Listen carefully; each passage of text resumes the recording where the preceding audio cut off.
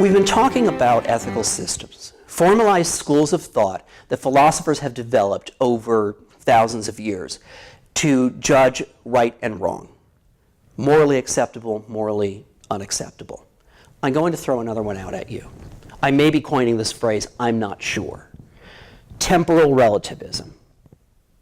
Temporal having to do with time. Relativism, as we've discussed, meaning that things are right and wrong depending upon fill in the blank.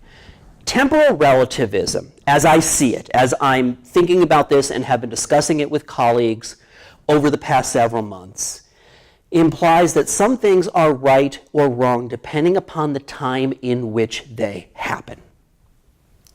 Let's take an extreme example. Let's look at the founding fathers of the United States of America.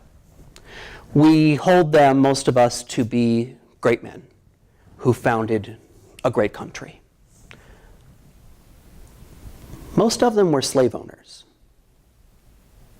And by that very nature, racists. Now, that was in the late 1700s. In the late 1700s, it was commonplace to own slaves. It was commonplace to believe that people of color were not even people, or at very best, lesser people. Okay, let's fast forward to today, to the 21st century. If a white man, like our founding fathers were, owned slaves today, we would find that morally reprehensible. But we don't say that of our founding fathers.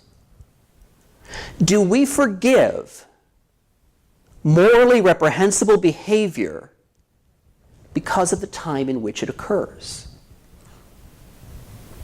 And if we do we do so because hopefully we as a human species have evolved morally as time has gone on? Have we evolved morally to the point to which we judge people today by yesterday's standards? Or do we judge people yesterday by today's standards? It's a question that I think is worth pondering and I think is worth discussing. But let's look at it the other way around. Let's go back to, say, the 1930s.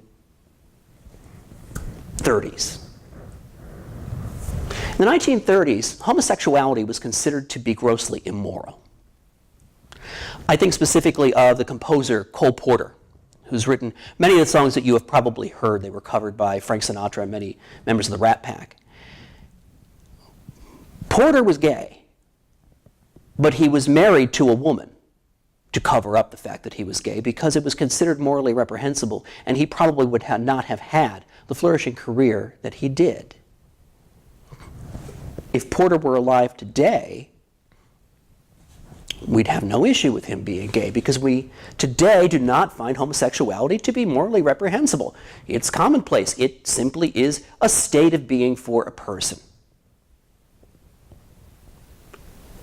Does temporal relativism work that way?